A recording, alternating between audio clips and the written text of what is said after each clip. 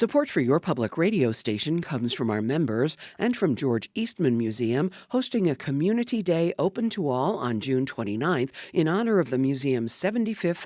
Being able to respond in real time to what the actual issues are on the table. I care about things like scattered site housing, affordable housing.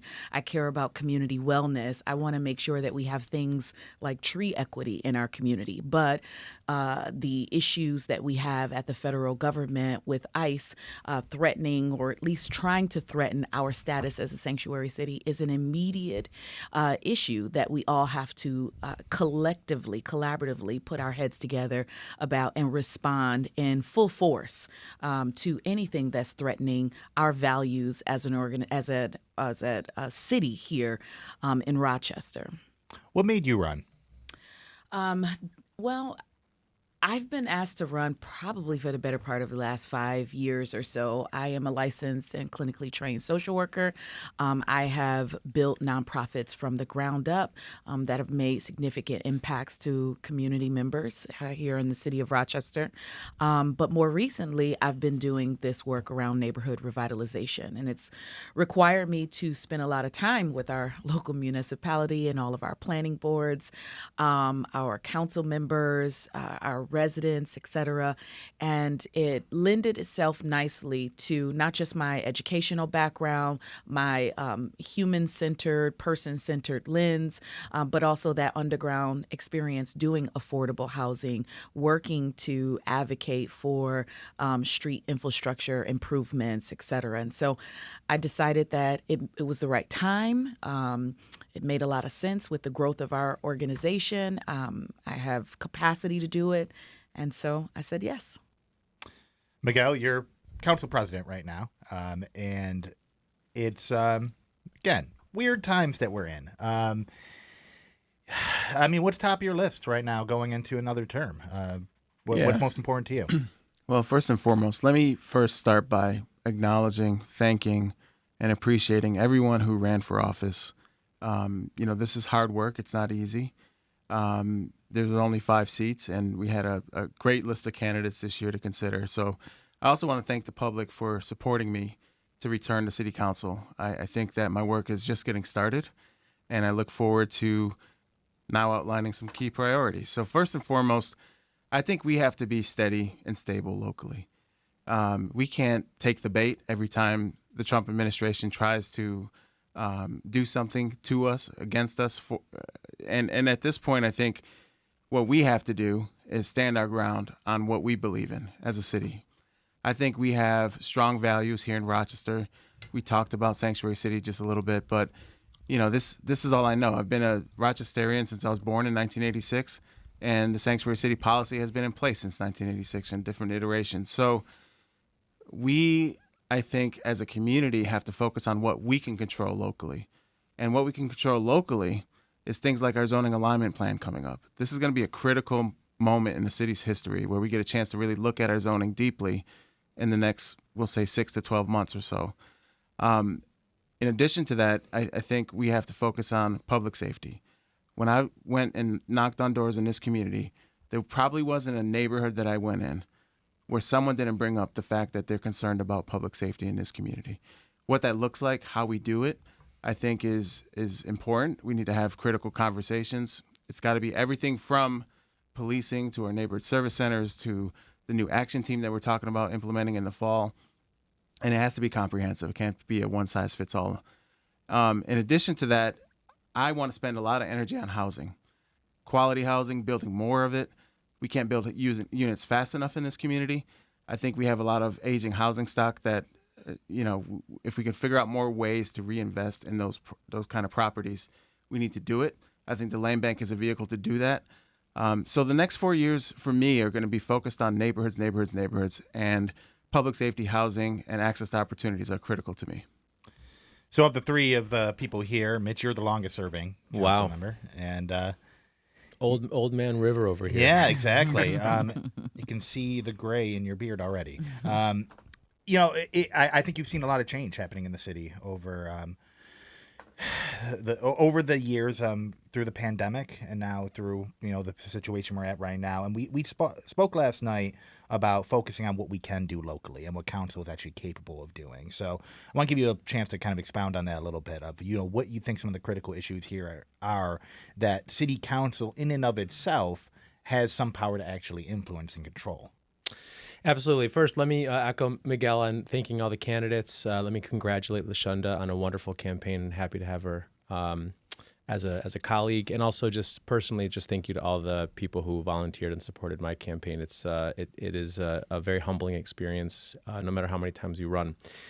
To answer your question as concisely as I can, I really believe that there are. First of all, we just passed a city budget, right? So like we can sit here and talk about all the legislative policies that we have, but at the end of the day, the course for the next year is largely set. The budget passed 6-3. The budget is incredibly transparent. Anyone who wants to hear 3 full days of budget hearings can go onto YouTube and look at all of them. I'm sure you have yourself, Gino. People can go to OpenGov, which is our portal for the budget, and look at what our priorities are. The budget really does dictate much of what the next year is going to look like. But I do want to talk about a little what I mentioned last night, and just to expand upon what Miguel said, it is very easy right now to get distracted by the noise. And this campaign, or this race, unfortunately, there was a lot of noise and a lot of conversations about things that really are not necessarily germane to what the city has control over. We do not have the ability to have a guaranteed basic income program in the city of Rochester, and yet every single time people came on this very show to talk about their candidacy, 20 minutes were spent on GBI. I want to focus on what we can actually control, and I'm going to list 3 of them in particular. Number 1, our Vision Zero plan to make our streets safer, literally for people who walk, bike, and take the bus and drive. We right now have unsafe streets because people largely are not following traffic safety laws. And we need to put some time and energy into figuring out education, enforcement, and engineering to fix that. So that's one, Vision Zero. Number 2, I want to make massive investments in our public market over the next couple of years. We're seeing the Trump administration slash food stamp benefits. We don't have the ability to control that. God knows I'm going to try. I'm sure everyone in this community is going to do their best to advocate to maintain food stamps, but we can't stop that. What we can do is make sure our market is more accessible to more people and is a place that more folks can stretch their food stamp benefits as far as they possibly can go. That's something in our control. And finally, just finishing some critical infrastructure projects that we started with ARPA dollars is so important. There are so many cities who use ARPA dollars to plug budget holes that the money just kind of went away and plugged a hole. And I could look to our east and west and show you those.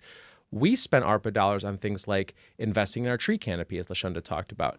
We need to finish that work. We have a goal of 6,000 trees. We got to get it done. We replaced 80% of our lead service lines. We have to get to 100%. Water is something that we control. It's probably, other than our people, our most important asset. We need to stop thinking about all the different flashy things that people want to talk about on the campaign trail and get back to what people used to call Milwaukee sewer socialism, right? The best way to be a progressive is to fix the infrastructure that we have and make it the best possible thing for the most number of people. We need to work on that. So I want to touch on something really critical that I saw last night is the voter turnout was, frankly, abysmal. Typically in mayor primary elections, we see about 20,500 voters, which is still pretty bad to begin with. For a city the size of Rochester, it's about 210,000 people. For 20,000 people to show up in the Democratic primary is pretty bad. We saw 13,400 last night, little bit over 13,400. And that's down about a third from where it was. I thought we were up to 17,000. Are we up to 17,000? Yeah. Wasn't that Yeah, I'm not sure that everyone voted in the mayor's race, but I think there were 17,000 ballots cast. I don't know if that's city only or not. So I'm referring to the ballots cast in the mayor's race in and of itself. Got it. Either way. Either way it's low. No argument there. Yeah. No matter what. And the question that stands out is why? I mean, why do you think that people just didn't seem to care this time around? You had 15 people running in the Democratic primary for city council seats, 3 candidates for mayor. You'd think it would be an election season, especially with everything happening in the political environment where people would care. But it doesn't seem like people in Rochester did very much. So whoever wants to take that first. Miguel, you seem interested. Yeah, I'll start with, I think voter apathy is a real thing right now, and it's always been in our community. But this seems to be, for whatever reason, a very troubling and difficult thing. And I don't know the answer as to why it is that way right now. Could be a plethora of things. I also don't want to make excuses, but man, it was hot yesterday. So I think there's some barriers to people getting to the polls. I do think that we have to look at this. I mean, I would rather have high voter turnout and lose than low voter turnout and win. And that's me personally, because I think democracy has to work for the people. And it is my hope that, this is something we can continue to look at and support the Board of Elections and other people in the community to make sure that we increase not only registration, but turnout. Mm-hmm. Yeah, and I would add to that, I think people are just not engaged in the civic process. Folks don't know enough, don't understand enough. I had the opportunity to listen to these guys, other candidates, and our mayor speak a lot over the last 6 months. And there was so much that I learned, even as a very engaged person in this community, that I didn't know was existing. So I do think that we have to think a little bit more deeply about how we get information to people to help them understand the impact that they can have. And then, of course, I mean, all of what's happening at the federal level. People are feeling, like Miguel said, that feeling very apathetic and feeling like I can't make a difference anyway. We have to somehow change that for folks. The only thing I would add is that this is not a Rochester problem. Right now, the Democratic Party across the board, let's remember, this was a Democratic primary. The Democratic Party is in a state of crisis right now. And I think we're all trying to figure out what that looks like. We lost a lot of people off the voter rolls from the last time that I ran because people have been leaving the Democratic Party. We need to demonstrate locally that the Democratic Party can get things done and is a place to coalesce, in particular in opposition to what's happening out of D.C. right now. And every time I knocked on a door, I talked to folks about how important it was to really invest in local elections. This is actually the place, I would argue, that if we're really going to figure out how to change and strengthen the Democratic Party, it has to start at the local level. It's our job now to get people excited about what the Democratic Party can do. And I think last night was really a loss for the entire community that we saw turn out as low as it was. And by the way, that includes making all sorts of accommodations that weren't there the first time I ran for office. There wasn't early voting when I first ran for office. It's easier to vote. We're seeing less voter turnout. That's a reflection of our party needing to do things better and different. And I am committed to that work, not just with my colleagues on council, but with my colleagues in the county legislature, and frankly, with Chairman DeVay and the Democratic Party generally. I really want to see us figure out a blueprint to make people excited about the work that we do. So I do want to. We've touched on this a little bit, the sanctuary city policy, and some of the threats coming from the Trump administration. But I really want to give a chance to give that some space. This is a really critical thing that the city is facing right now. Being sued by the federal administration, it's kind of a big deal. The mayor being named in a Department of Justice lawsuit, and the council Miguel president as well. Mm-hmm. Yes. What does standing up to it look like for all of you? To defend against this and to defend Rochester's status as a sanctuary city, which we've had since 1986. What does that look like? So I can lead off on this one too. So first and foremost, I do want to just kind of educate the public on where we are, generally speaking, high level. So we've responded to the initial lawsuit. We adjoined ourselves to Trump versus San Francisco, which is fighting against the idea that sanctuary cities could be defunded in some way. And we had a motion to intervene by the New York Civil Liberties Union with 4 organizations that are filing that motion to intervene. So there's a lot of moving parts with the existing policy. I think as a council and as a community, we all are firm in our belief that we have the right to have this policy first and foremost. It stood the test of time. It's legal. There's no issues with that from our perspective, and that's what's being challenged and considered with this federal action. But what I would say is once we clear that hurdle and figure out how we're going to clear the docket, if you will, on this issue, we do need to have conversations as a community about where do we go from here in terms of what are the next steps, what are the concerns that the public has, There is a piece of legislation sitting in committee right now, which we've put on hold just based on the fact that we have these pending litigation issues that we need to contend with. But I think all of us, to a person on City Council, currently and hopefully in the future, all agree that we stand firm in our policy. We believe that we have the right to be a sanctuary city, and we want to make sure that we are putting forward the strongest version of whatever that means moving forward. It has to be legal, has to stand the test of time, just as the current and existing policy. So I think in the moment, to answer your question directly, I don't want to jinx this, so let me knock on wood.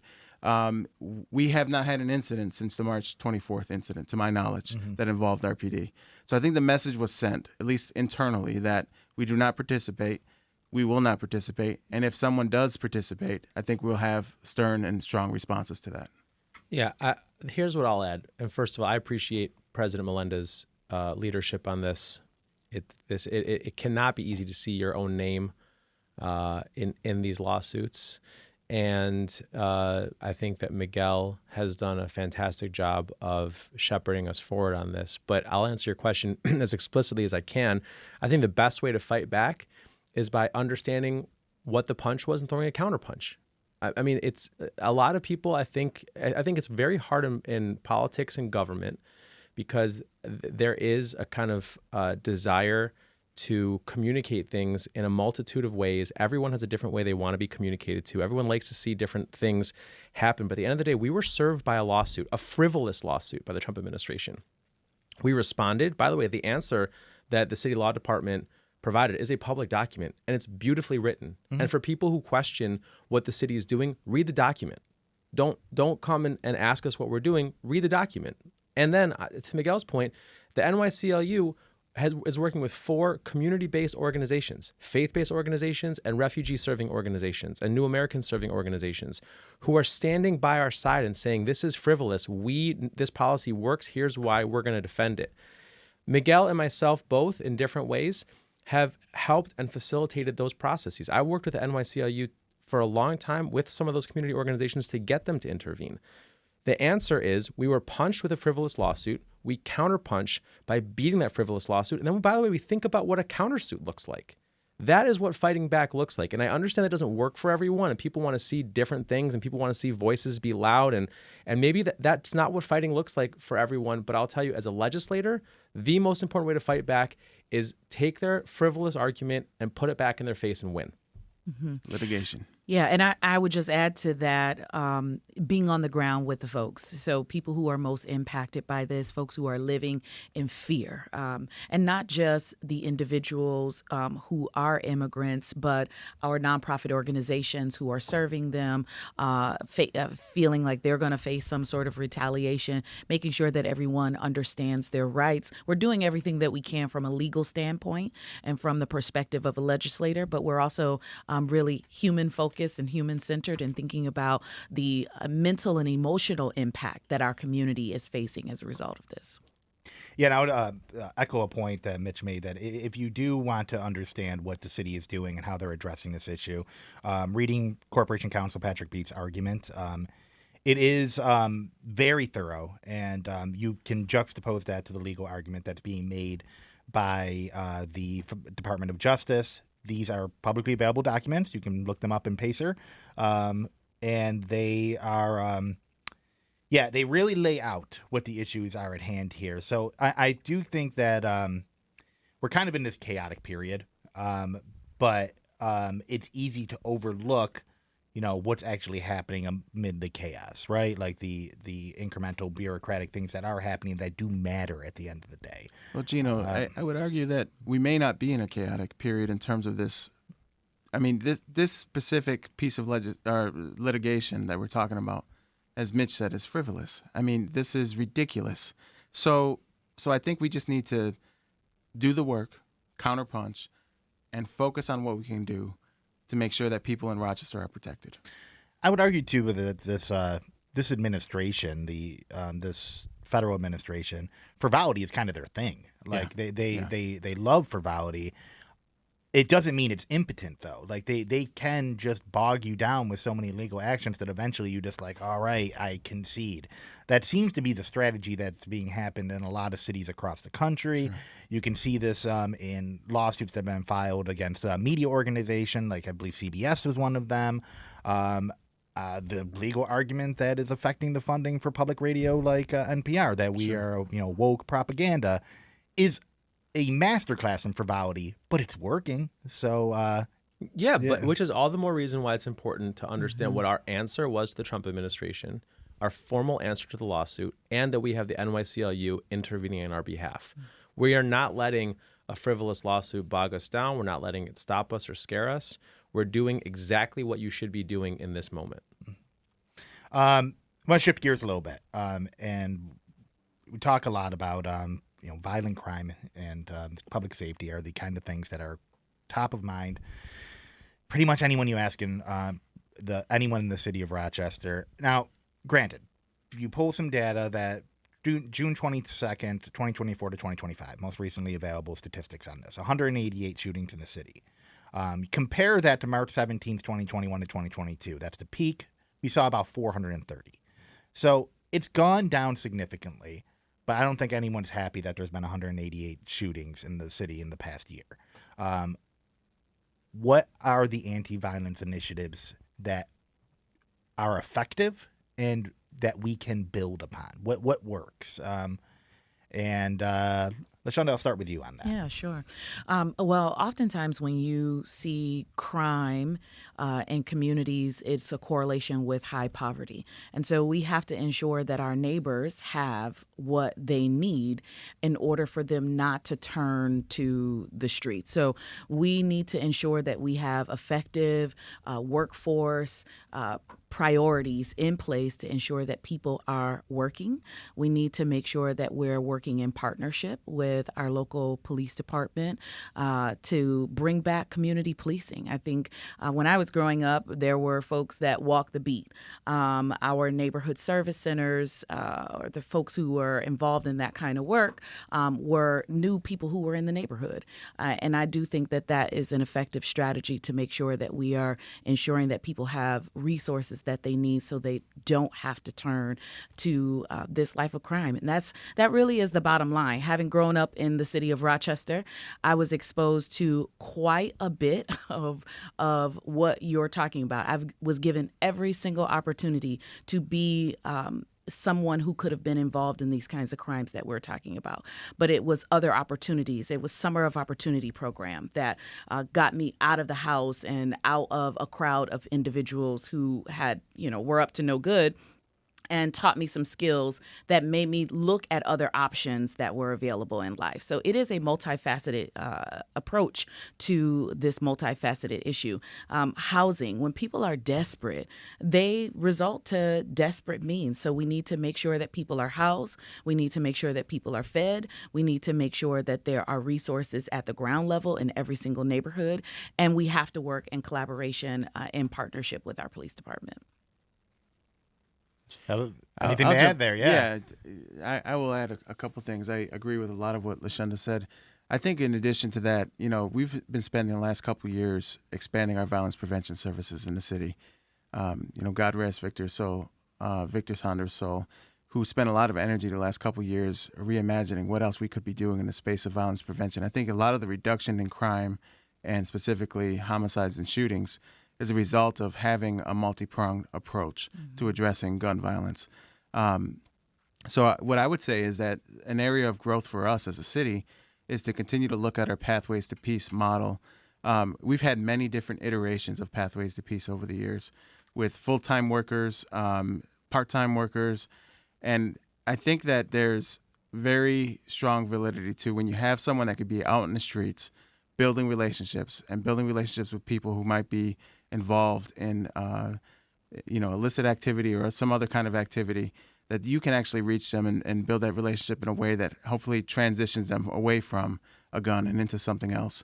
So I think having those civilian-led programs expanded upon as we continue to do this work, looking at our neighborhood service center models, one of the things that Mitch and I care deeply about is figuring out how we use our neighborhood service centers more as hubs in communities and become stronger assets in neighborhoods. There used to be Pathways to Peace workers that worked out of neighborhood service centers in each quad of the city.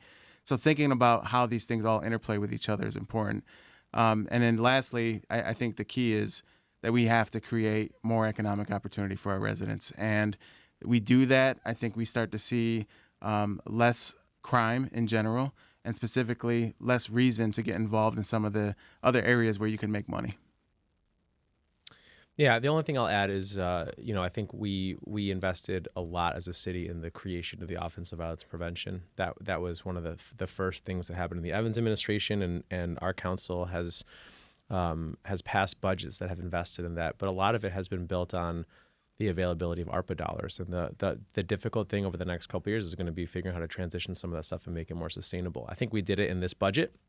We're not seeing any drastic cuts to the Office of Violence Prevention, but we're going to have to keep being thoughtful and nimble about how some of that stuff gets integrated into the work the city already does. That's really, I think the neighborhood service centers can and should be a really critical part of this. But I think that the structures right now are in place. I don't think those numbers that you listed, I don't think those numbers came down out of chance. I think that interventions that we've started on have been working, and we need to keep making sure to double down on them. Yeah, and I would argue it's a mix of two things that across the country, the pandemic, there was a spike in violent crime that we saw nationally. It went up and then it went down across the country. However, in Rochester, I think the problem was particularly acute. We saw an extraordinary spike, and now we're seeing a decline that is pretty rapid. It's pretty much in line with where we were before the pandemic. So that's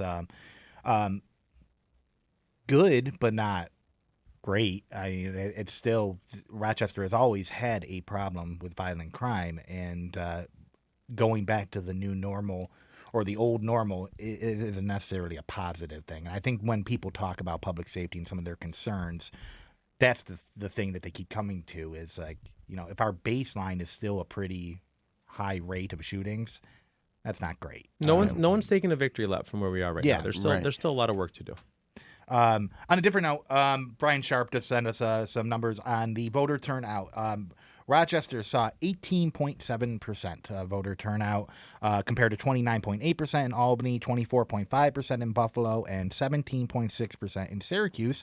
So we fared a little bit better than Syracuse, but did pretty worse than pretty much everyone else. So it's, again, a kind of it's a tough scenario of how you find civic engagement right now when I think everyone is just kind of fixated on what's happening on the national and international level. Yeah, a lot of those cities had much closer contested mayoral races, and I think as much as the council races were, I'm sure all of us would like to think that people are coming to the polls just to vote for council members. At the end of the day, the mayoral ticket really is the thing. Just as with any, the top of the ticket is what draws people to the polls, and I think that's part of a reflection. I think in the last two races, there were much more tightly contested mayoral races. But again, bottom line is we have to figure out how to make people excited about the Democratic Party. That's the job of us right now in this room. All right, we're going to take our first break of the hour, and we come back, we're going to have Kiara Smith, who's a newly elected city council member, be coming in. So.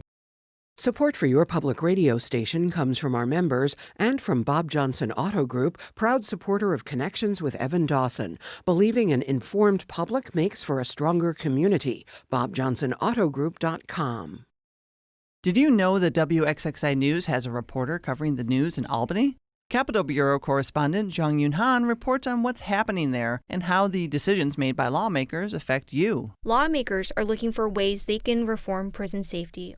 Minimum wages would increase incrementally over the next few years. A growing number of organizers have called for the facility to shut down. Jung Yoon reports for WXXI and the New York Public News Network. Listen for her reports on WXXI News. Honest human stories. That is what we do at NPR, and we do it for you. Keep listening. Listen here on WXXI. And we are back on Connections discussing the city council primary results last night. I'm joined now by Kiara Smith, newly elected city council member. How are you feeling? I'm not. I think I'm still in shock, the same way I was yesterday when you talked to me last night. Could you pull your mic in a little bit more? Yeah, I feel I'm still in shock. Um, Seems a little surreal still. I'm trying to catch up to all the text messages and calls, and I'm like a deer in headlights a little bit, Gino. Same as last night when you talked to me. Our previous guest just left. The group of council members that kind of ran on aligned with the mayor. Yes. You ran on the People's Slate, which is aligned with the Democratic Socialists. And, what struck me is I spent most of the night at Malik's party at the Strathdale on the 9th floor in the ballroom, kind of very ritzy environment, and left and then met with you all at Bar Bad Ending on Monroe. Mm-hmm. Very different environment as well. Both of you had wins, and both of those slates saw people, incumbents and new people, come into office. And it speaks to me that voters are looking for two separate things at the same time, that there's establishment and there's these grassroots organizations that are, coming up and that you are very, very much involved in. So I want to talk about, your role in the People's Slate and, the campaign that you ran and what you are offering to the people in the city. Oh, wow. My role with the People's Slate began during protests, to be honest with you. So I started out as a volunteer with Free the People, and it evolved because of my positioning around gun violence and subsequently around, the food boxes in 14621 during COVID. And so my campaign is, my tagline was working every day for everyday people because I represent everyday people. I had been outside, as some would say, supporting, volunteering, and just playing a role in the background because I really wanted to understand who they were and what they were about to make sure that our values were in alignment. And shout out to Free the People, shout out to the People's Slate, because the strategy, the volunteerism, just the love and the support that we got on behalf of the people for the people was just like bulletproof. Like we were so empowered by community, and we had so much less that we were working with than others, but we were motivated by the will of the people, and I think that's what got us here today. And while Kara was talking, we were joined by top vote getter Stanley Martin. Yes, top vote getter. Okay. Stanley took in the highest number of votes for any city council member. I believe the only one that crossed 6,000 in, again, a very low turnout year. We were just talking about the kind of juxtaposition between the mayor's slate of candidates, which include Miguel Melendez, Mitch Gruber, and LaShonda Leslie Smith, who were just on the show, and the People's Slate, which is more of a grassroots movement, and which you have been involved in from the very beginning, ran in the first run of the People's Slate back in 2021. So how are you feeling now reelected, and what's top priority for the future? Yeah, I'm truly filled with gratitude and have some hope reignited going up against the mayor's slate, going up against really the mayor, knowing how much money he had. It was, I will say, we were nervous. We were very nervous, but we knew that our message was popular. We knew that at the end of the day, people want their basic needs met. They want housing, they want food, they want their children to thrive. So we were able to run with our working class message, and that resonated. I'm just very excited and hopeful for our city, and I'm just so proud of our volunteers, of our community for showing up. And we have a lot of work to do, despite us being the People's Slate and the others being on the mayor's slate. However, I do believe that everyone who ran is running because they have some care for the city and they want to help our community. So with that being said, I'm so open and willing to work with the mayor's slate, the mayor himself, and whoever is willing to help our community. I'm willing to work with them. The composition of city council with the 3-person progressive bloc and the 6-person more establishment bloc remains the same now. Kim Smith is declined to run for re-election. Kiara, now you're coming in that kind of replaced that. LaShonda would be replacing Willie Lightfoot, who also declined to run for re-election. And we have the same mayor above all of that. So in a lot of ways, there's different people, but it's the same kind of dynamic. And I want to just build on what you're saying a little bit. How do you work across those lines? Because I've spent a lot of time at city council meetings watching you all fight with each other, which is entertaining, but it's also the idea of, okay, how do we effectively get past that? I think that from both sides, I have heard that we're willing to do it, but how do we do it? How do we get you guys to play nice with each other? Yeah. So I think it's important to distinguish between petty political fighting and principled disagreements.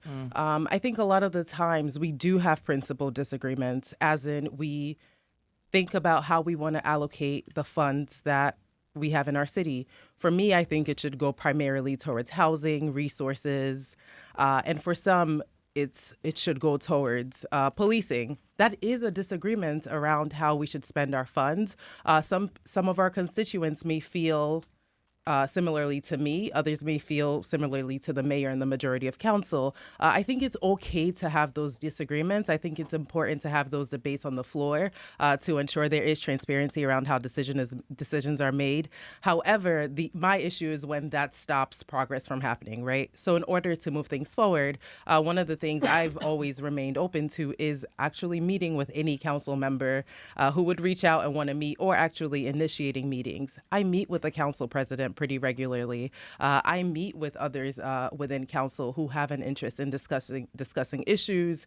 So I remain open to that. But I think the decision to not work together, again, is a decision, right? We have to have the political will to put our people first and come together to make decisions that help our city. I am very hopeful. I'm hoping for a reset.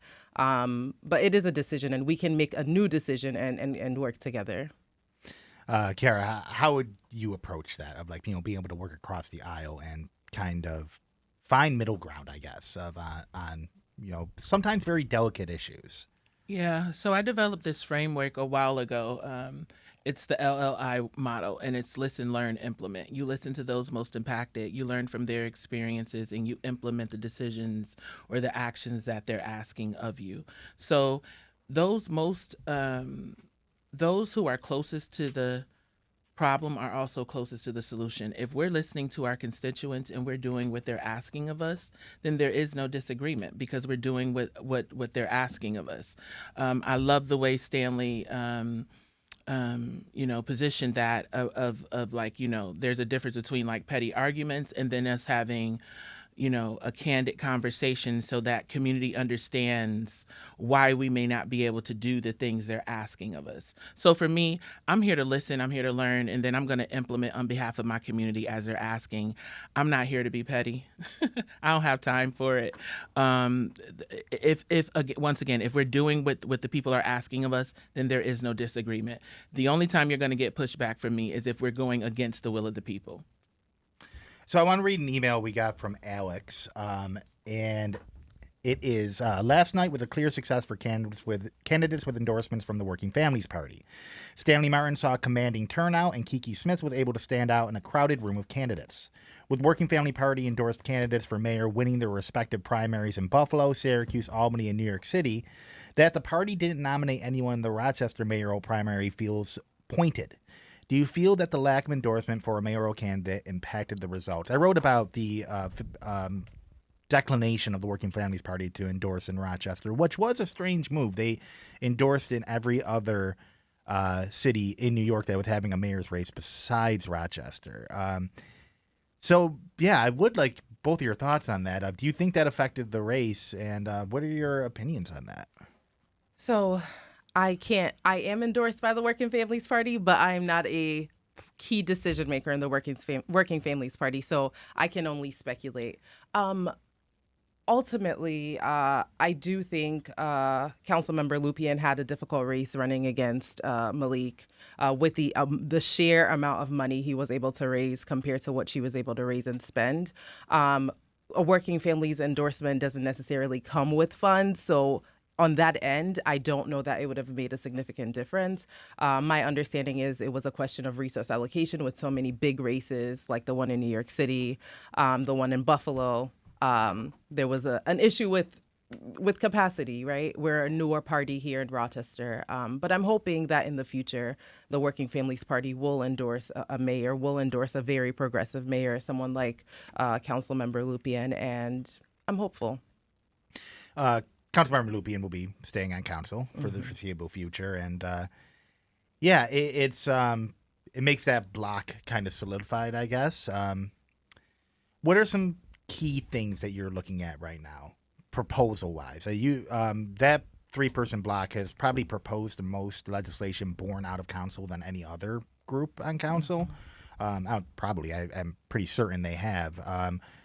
What are some key priorities for you? Yeah, so in going around talking to neighbors, I learned a lot about issues our working class communities are facing, right? There are folks working 2 and 3 jobs and still can't make the rent, right? So I'm really focused on working with our partners in New York State to make it easier for municipalities like ours to pass rent stabilization, to keep rents low and affordable. I'm also interested in introducing a right to counsel ordinance that would allow for people to take their landlords to court who aren't providing safe housing as is required by the warranty of habitability within New York State law. Really, really focused on housing. I think at this point where we are with inflation and again, people being unable to make ends meet, we have to look at raising the wage in the city of Rochester. There is a Living Wage Coalition who's looking to raise the minimum wage to $21 an hour. I've been meeting with them and I am interested in making that happen here in the city of Rochester. So really, all of this is informed by people I'm talking to at the doors and seeing how we can make sure that people who wake up every day, go to work, are able to have their labor allow for them to live comfortably and safely in the city. Kiki, what are some of your top priorities that you have coming in? So, of course, as Stanley said, as we walked around and talked to folks, safety, community safety, that's always been a priority for me. And a part of that is ensuring that our grassroots organizations have dollars to intervene prior to there being issues within our community. And I also know that a part of that is housing. I had someone call me actually the other day, a single mom who had some issues, got behind on her rent, since became caught up, and now she's being evicted. So we have to talk about ways that we keep our families stable within communities and, how do we ensure that they have the resources that they need in order to, maintain their living situation. So community safety and housing will be my priority issues when I get into office. Yeah, go ahead. And I just want to add, holding RG&E accountable. We 100%. have allocated $500,000. It's been just sitting there, and we, as a council, can make a move and simply do a feasibility study as a first step. So I'm hoping that with new members on council, I did read that Councilmember-elect Leslie is open to supporting the city taking on the feasibility study on our own. So I'm really excited to work with her and hopefully move our other colleagues to actually fund the feasibility study as a first step of looking into replacing RG&E. So that's an interesting point because I think that common knowledge that RG&E is reviled in the city. People do not like them. However, if it was to undertake opening a public utility, this would be like one of the largest undertakings of infrastructure in the city's history. It would be massive, and it would be a lot of complicated red tape behind it. But yeah, I just wanted to get a sense of like where you're at with it, of like what you think could be done.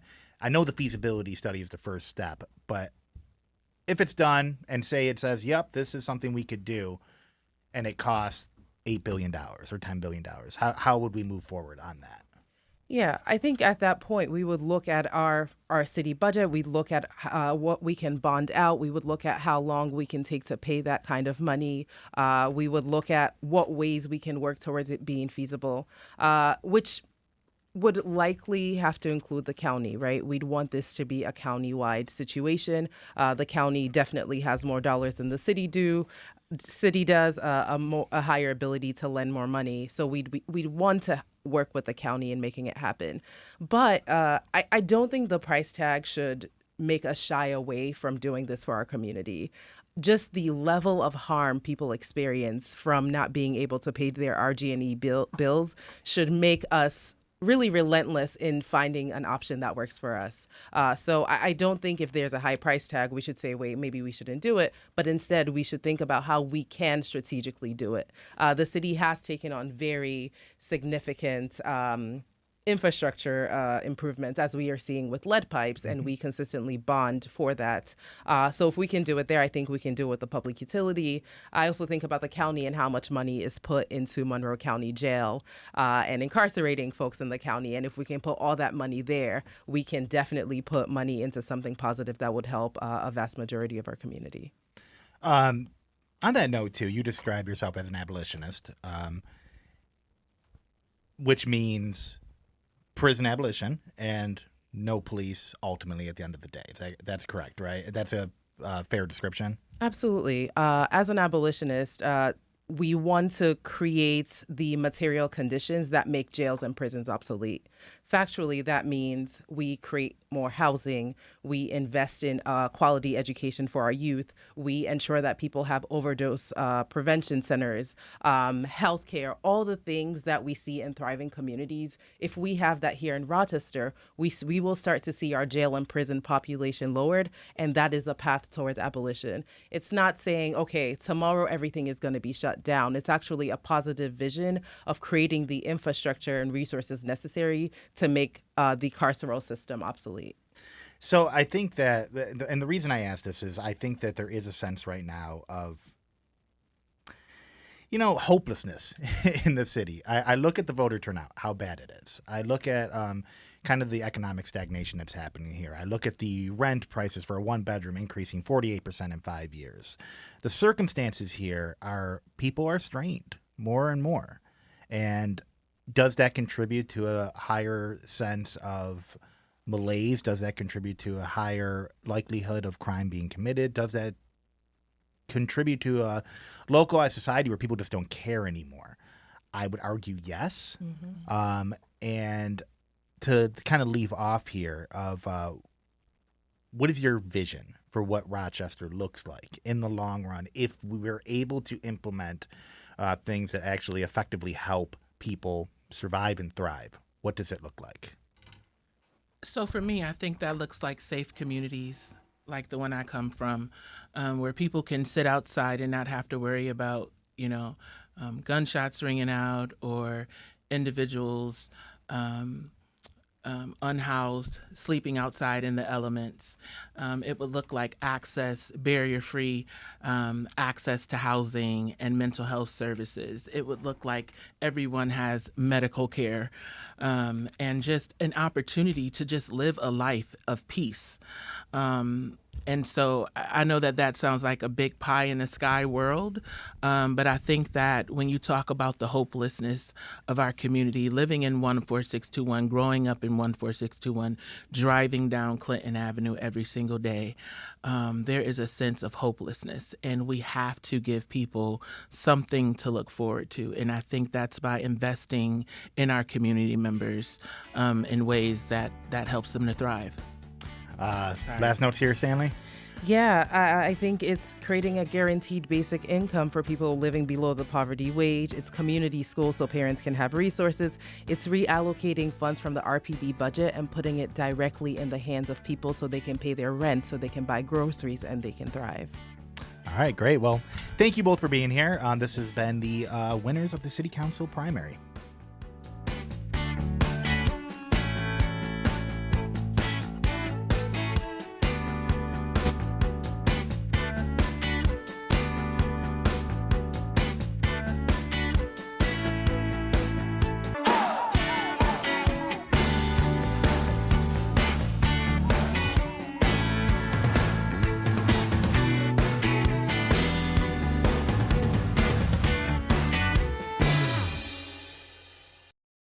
This program is a production of WXXI Public Radio. The views expressed do not necessarily represent those of this station, its staff, management, or underwriters. The broadcast is meant for the private use of our audience. Any rebroadcast or use in another medium without expressed written consent of WXXI is strictly prohibited. Connections with Evan Dawson is available as a podcast. Just click on the Connections link at WXXInews.org.